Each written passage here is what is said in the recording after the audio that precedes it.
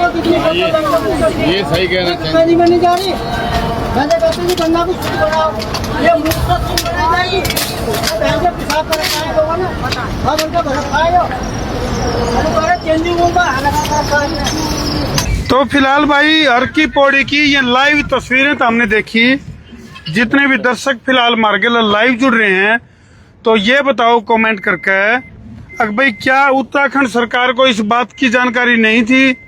अगर भाई इतनी भारी संख्या में जो कावड़िए हैं, करोड़ों की संख्या में श्रद्धालुओं के पहुंचने की सूचना उत्तराखंड सरकार के पास थी, बावजूद उसके वहां किसी भी प्रकार के शौचालय की व्यवस्था ना करना और भी कई डाल की व्यवस्थाएं ना करना, जिसकी वजह से वहां न केवल कावड़ियों को उन समस्याओं का सामना करना पड़ा, बल्कि वहां जो है ना इस तरह की दिक्कतें, जो चेंजिंग रूम थे वहां मजबूरी में जो शिव भगत थे उन्होंने बोतलों में पेशाब करना पड़ा। उसी की तस्वीरें जो हैं सोशल मीडिया पर वायरल हो रही हैं और उनको इस ढंग से प्रस्तुत कराया जाने लग रहा है अगर भाई कावड़िया ने यू के करया। इस बार में हमारे तेज तरार पत्रकार राजीव कुमार हमारे साथ मौजूद हैं। राजीव, क्या कहना चाहोगा? ये इस टाइम की बहुत बड़ी खबर है और दर्शकों के काफी इस बारे में अलग अलग तरह के रिव्यू आ रहे हैं।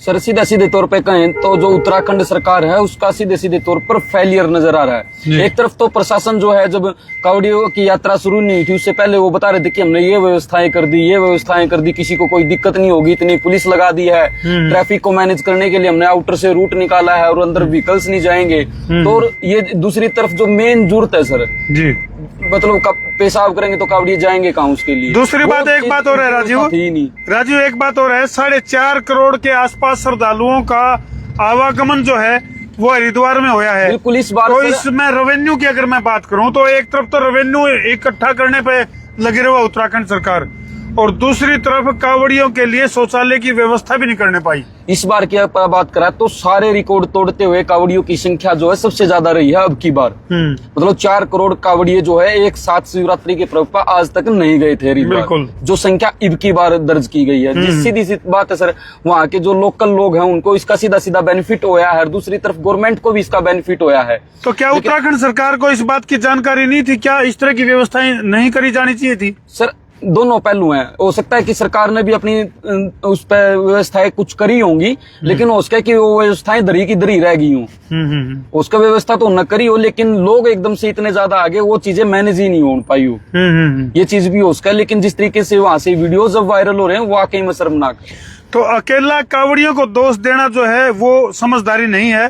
उत्तराखंड सरकार को भी चाहिए था, और कदम कदम पर जैसे जैसे ये महा उत्सव शिवरात्रि का जो महोत्सव चला हुआ था, इस दौरान कदम कदम पर चप्पे चप्पे पर जहां सुरक्षा व्यवस्था के लिए प्रबंध करे गए थे, तो शौचालयों की व्यवस्था भी उत्तराखंड सरकार के द्वारा करी जानी चाहिए थी, ताकि इस तरह की तस्वीरें जो है वो वायरल ना होती। और अकेला इसमें कावड़ियों को दोष देना बिल्कुल भी उचित नहीं है।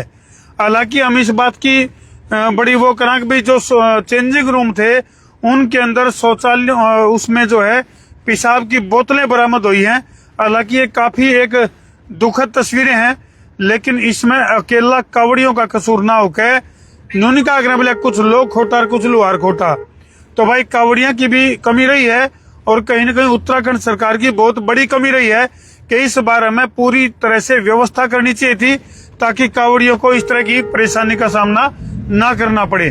तारी अपनी इस बारे में क्या राय है कमेंट सेक्शन में जरूर लिख दियो, और मर्यादित भाषा में कमेंट जरूर करियो। करते हो वीडियो ने शेयर। मैं हूं आपका अपना देसी पत्रकार धर्मू, हमारे तेज तरार पत्रकार राजीव कुमार के साथ।